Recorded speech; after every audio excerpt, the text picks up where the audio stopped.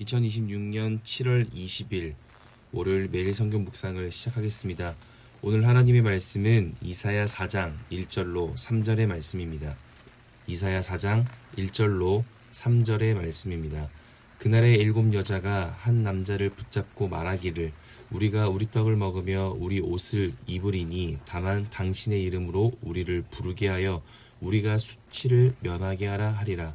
그날에 여호와의 싹이 아름답고 영화로울 것이요 그 땅의 소사는 이스라엘의 피난한 자를 위하여 영화롭고 아름다울 것이며 시온에 남아있는 자 예루살렘에 머물러 있는 자 곧 예루살렘 안에 생존하는 자 중 기록된 모든 사람은 거룩하다 칭함을 얻으리니. 아멘. 오늘 큐티 본문은 이사야 3장 13절부터 4장 전체의 내용입니다. 긴 본문은 3가지 단락으로 구성되는데 그 3단락의 소제목을 보면 여호와께서 백성을 심판하시다, 그리고 시온의 딸들에게 말씀하시다, 마지막 예루살렘을 청결하게 하실 때, 즉 하나님의 심판에 대한 이야기를 우리에게 보여주고 있습니다. 계속해서 성경을 통하여 우리가 듣는 것은 하나님은 사랑이시라는 겁니다. 그런데 동시에 하나님은 우리를 계속해서 심판하실 것을 경고하십니다. 오늘 본문이 시작하는 3장 13절에도 보면 여호와께서 변론하러 일어나시며 백성들을 심판하려고 서시도다. 하나님은 변론하시고 심판하기 위하여 일어나시고 움직이기 시작하는데 그 대상이 첫 번째로 14절에 자기 백성들의 장로들과 고관들입니다.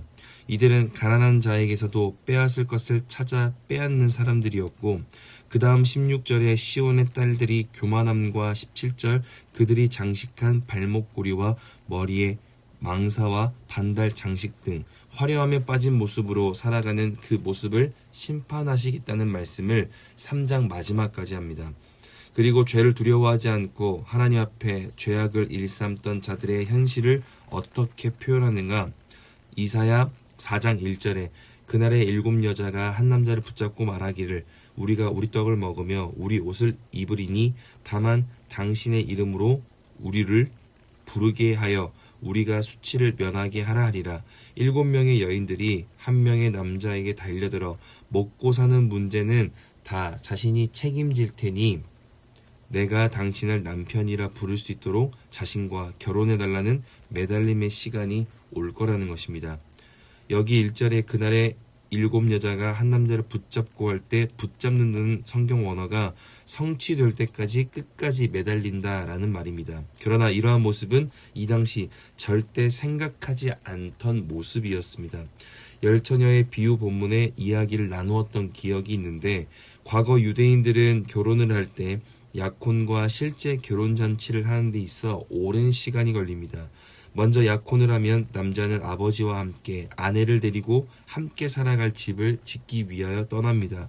그리고 예비 신부는 그때부터 신랑이 돌아오기를 기다리며 신부 수업을 시작하고, 예비 신랑은 아버지와 그 집을 짓다가 가정을 꾸릴 준비가 되어 아버지의 허락이 떨어지면 보통 남자가 여자를 데리고 와서 자기 집에서 잔치를 하는 경우가 많은데, 열처녀 비유에서는 여인 집에서 혼인잔치를 하는 것으로 예상되고, 그래서 신랑이 언제 올지 모르고 한없이 밤을 보내던 열처녀들은 갑자기 찾아온 신랑의 소식에 기름이 없어 당황하는 사건이 발생하고, 그래서 기름을 빌려달라고 했을 때 평소와 같았으면 작은 것이라도 나누고 고난 속에 있는 동역자를 도와야 했지만 잔치집으로 들어가는 일, 구원에 관련된 일에는 어떤 것도 양보할 수 없고 타협할 수 없기에 기름을 나누지 않고 자기 구원을 위하여 자기의 것을 지키게 됩니다.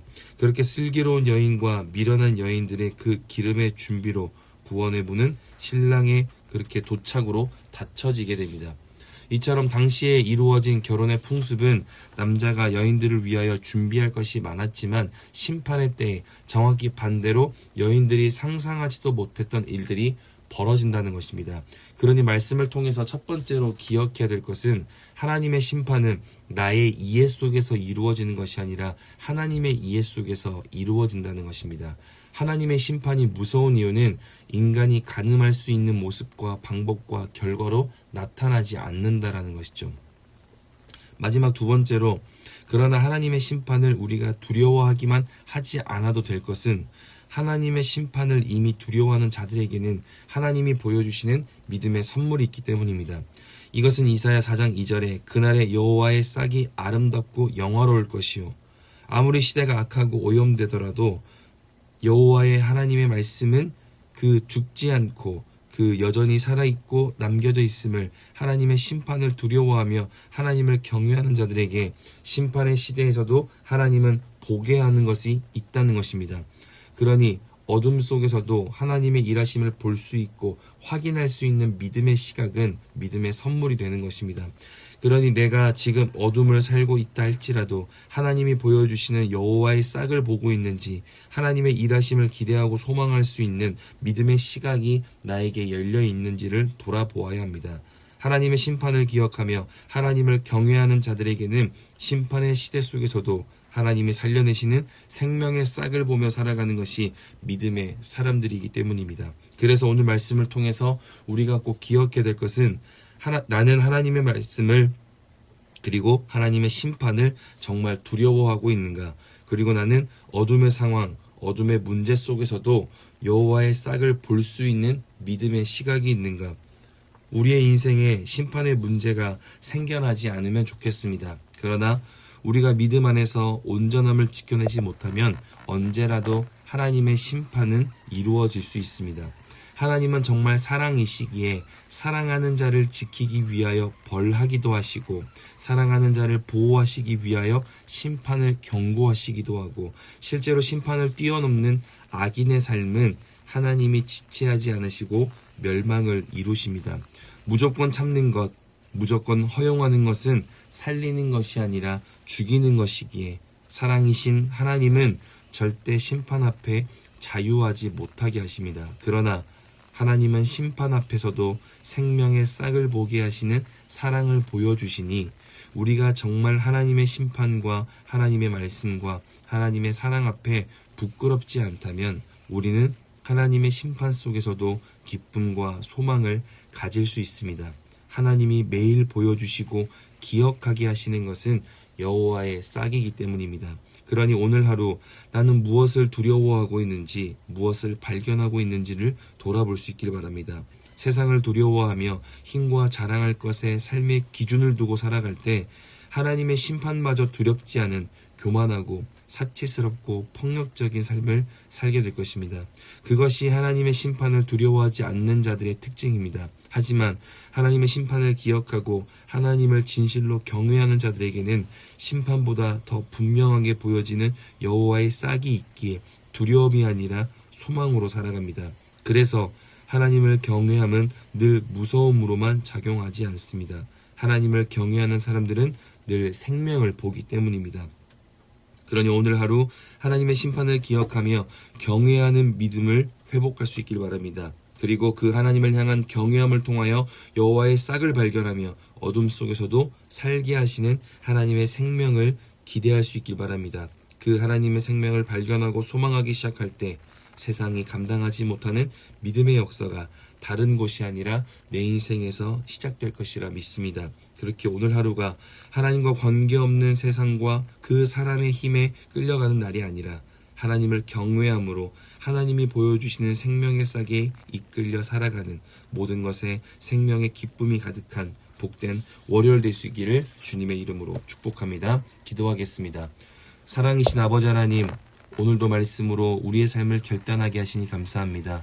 하나님의 심판을 외면하고 가볍게 여기지 않도록 우리에게 하나님을 경외할 수 있는 믿음을 주시길 원합니다. 사람의 힘을 자랑하지 않고 사람의 계획을 앞장 세우지 않고 진짜 하나님 앞에 합당하고 정직한 믿음의 모습을 보이며 살아갈 수 있도록 성령께서 우리에게 하나님의 심판을 기억함과 동시에 하나님을 경외함을 회복함으로 우리에게 허락하시는 오늘의 여호와의 싹을 발견하며 살아갈 수 있는 복된 하루가 되게 하여 주시옵소서. 그렇게 인도하실 주님께 감사와 찬양을 올려드리며 이제는 우리 주 예수 그리스도의 은혜와 하나님의 사랑하심과 성령의 내주교통 역사하심이 어떤 경우에도 하나님께서 나와 함께 하셔서 여호와의 싹을 보여주신다는 것을 믿고 또 한 번 믿음의 삶을 살아내기로 결단하고 돌아가는, 함께 예배하는 모든 하나님의 사람들 머리 위에, 그리고 멀리 해외군의 지방에 있는 가족들, 우리 교회 환우들과 우리 교회와 복중의 생명까지 이제로부터 영원토록 함께 없시기를 간절히 축원하옵나이다. 아멘.